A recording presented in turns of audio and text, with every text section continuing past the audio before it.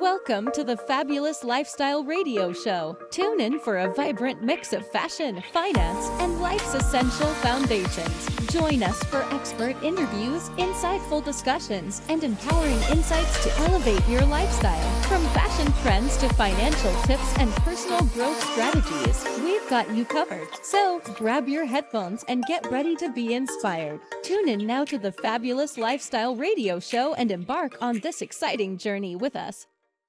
I'm your host, Teresa Lawrence, with my very interesting out-of-the-box guest, Sheevaun Moran. And when we left off, we were talking about the power of manifestation, and I was in my step mode because I've been following these steps to succeed, and it seems I'm still following those steps. And Sheevaun noted that perhaps there's a different way, and I'm asking you to share. Yeah. So most people have a couple ways: follow the steps, or let me just meditate on it and it's all going to come to me. And there has to be a unique way, because each of us have a unique thing that we're here to do and share on the planet. Everybody does. Everyone. And all of the things that you did before have gotten you to where you are today. And so the things that most people think about is they're thinking inside the construct that they know, which is the energy that they know. And you said the word manifesting. I don't think manifesting is necessary, but I think you do need to be a magnet.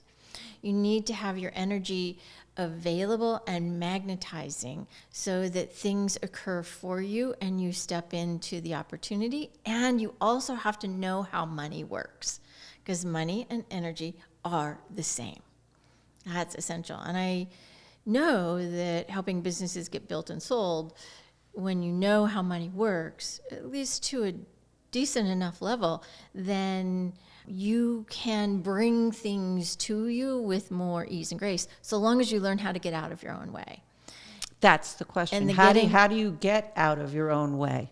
How do you get rid of the stories?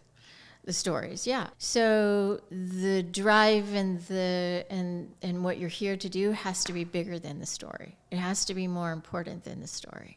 The stories will never matter if the drive is so important.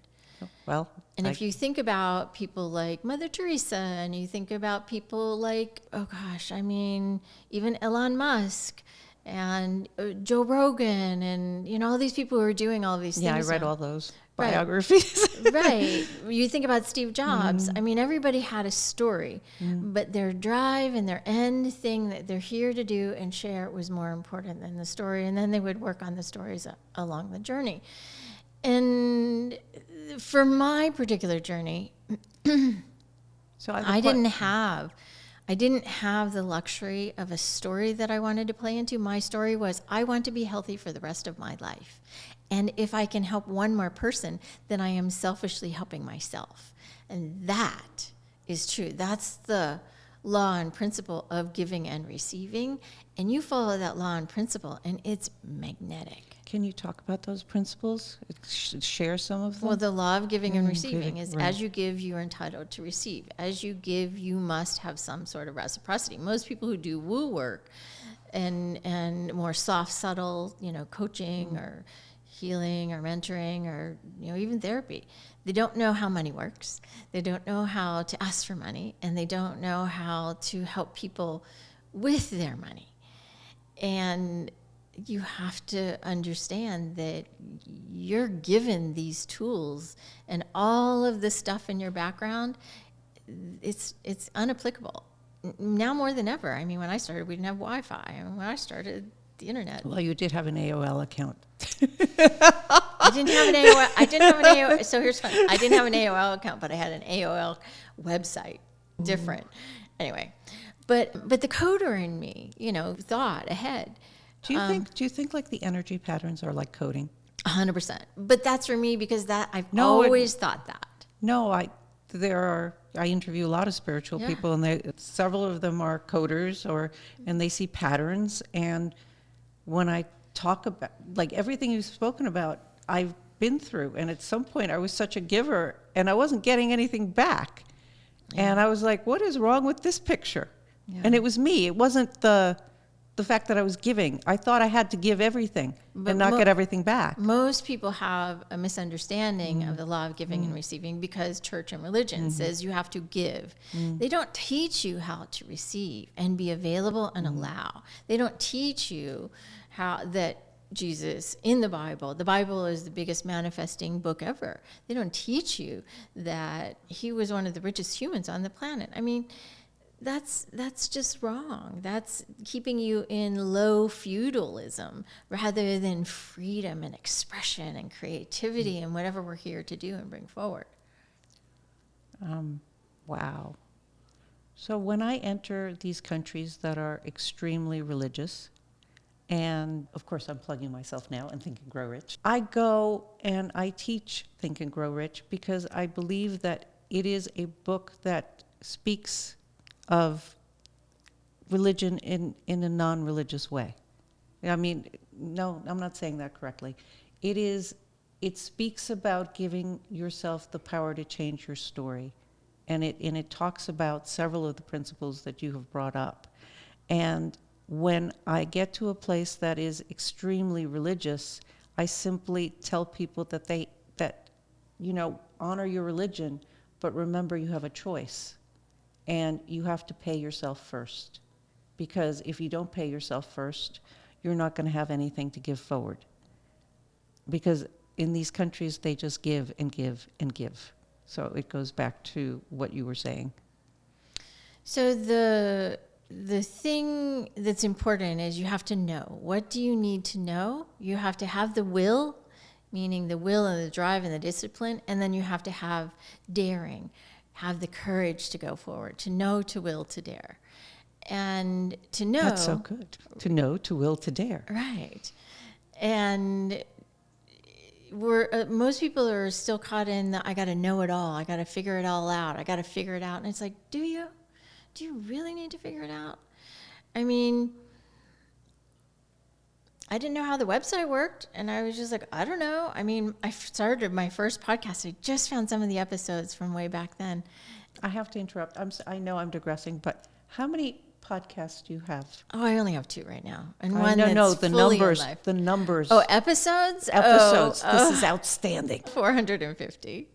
450 episodes. But I would have more had I stuck with the original one. So I would have thousands, many thousands, Anyway, so I didn't know. And so all I wanted, it was called Master Energy, Master Your Life, long before anybody was talking about energy. And it was on a radio station at 8:30 a.m. Friday, every morning, or every Friday morning. And to know, okay, great. So the first few episodes, I had to have somebody sit across from me because, how do you talk to air?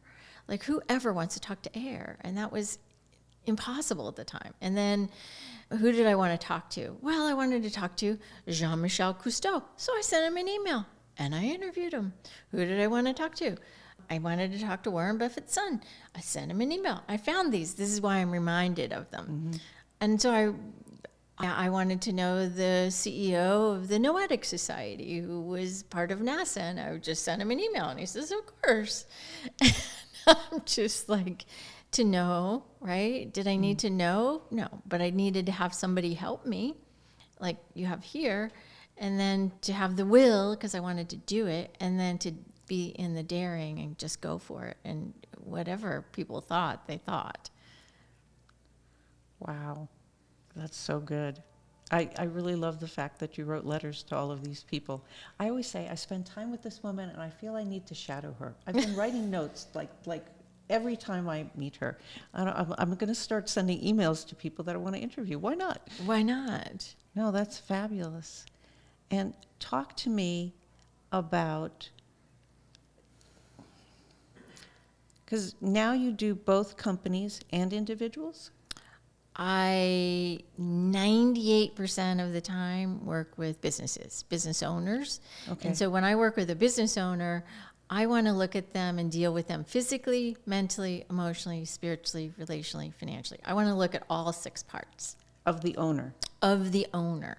Do you think the owner's energy? 100% Yes, Yes, because you reflect. when I worked in a business and I knew how to do this, I didn't work with the owner. I was part of the crew that was helping Right. to build it, and I didn't think to even ask the owner's permission. I just started doing my magical woo things, and so weird story, but the thing that I was doing helped the business close, but it also helped the business get bought by UPS and become something major inside of UPS. So it was kind of cool. But I learned you always work with the owner. So I always work with the owner because then I can help the trickle down. As you fix the energy of the owner, they say the speed of the leader is the speed of the team. It's the energy of the leader is the success of the team. It's the energy of the leader that's the success of the team 100% every time. Every time. So I work with them, and a lot of them come with health stuff, and a lot of them come that they want to fix something going on monetarily in their business or their life or something like that. And so we start with those two things. Okay. Now, with that, we're going to take another break, and we'll be right back. Welcome to the Fabulous Lifestyle Radio Show, where we talk about food, fashion, finance, and foundations of life. We are live on KCAA Radio Broadcasting Network. KCAA is affiliated with CNBC, NBC News, and NBC Sports. We are sponsored by Sheltered Studios, Fire Connect, and Building Solid Foundation.